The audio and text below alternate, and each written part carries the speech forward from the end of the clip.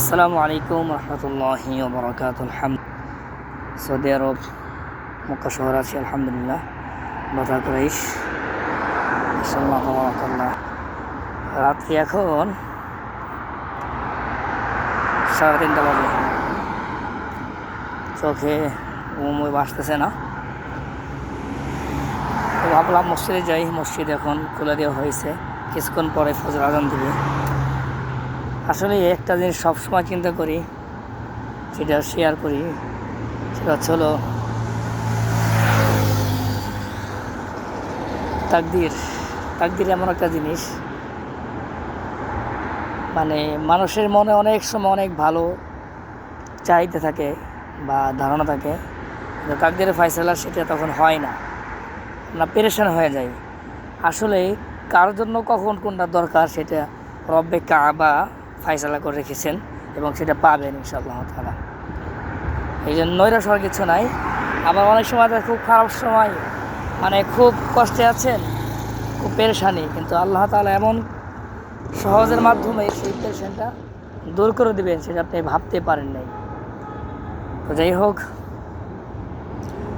আর শেষ রাত্রের নামাজ তো এটা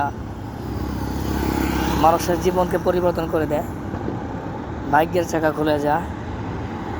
তো যারা প্রবাসে থাকেন, বিশেষ করে যারা নামাজি লোক, সৎ, ভালো, ক্ষুধাভীরু, পরহেজগার, তারা তো চেষ্টা করেন তাহাজ্জুদ পড়ার জন্য আমার ধারণা। এবং অসংখ্য প্রবাসী আছে যারা কন্টিনিউ 5 ওয়াক্ত নামাজই পড়ে না, অনেকে জুমার নামাজও পড়তে যায় না। আল্লাহ পাক তাদেরকে হেদায়েত দিক। তো যেটা বলতে চাচ্ছি ভাই, আপনি টাকা পয়সা অনেক উপার্জন করছেন, অনেক কিছু আরও উপার্জন করবেন, বাট নিজের জন্য কিছু করেন। সেটা হলো আগে নামাজ ঠিক রাখেন, নিজের ঈমান আমল ঠিক রাখেন। ইনশাআল্লাহ তাআলা আল্লাহ তাআলা আপনার রিজিকে বারাকা দিবেন, বরকত দিবেন ইনশাআল্লাহ তাআলা। আর পেরেশানি হইল টেনশন করবেন না, সততার সাথে সামনে আগাইতে থাকবেন ইনশাআল্লাহ তাআলা। আল্লাহ তাআলা আপনাকে বিপদমুক্ত করবেন, পেরেশানি মুক্ত করবেন ইনশাআল্লাহ তাআলা। ইয়া রাব্বাল আলামিন। ওযুখানা মাশাআল্লাহ খাদেম সাহেব সব খুলে দিয়েছেন এখন।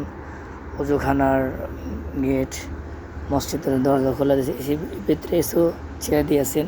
কারণ সৌদি আরবের মসজিদগুলোতে প্রায় শেষ রাতে 1 ঘন্টা আগে মিনিমাম আধা ঘন্টা কি ছেড়ে দেওয়া হয়। আল্লাহ তাআলা খুব সহজেই যে মসজিদে আসতে পারি, আলহামদুলিল্লাহ, মাশাআল্লাহ তাবারাকাল্লাহ।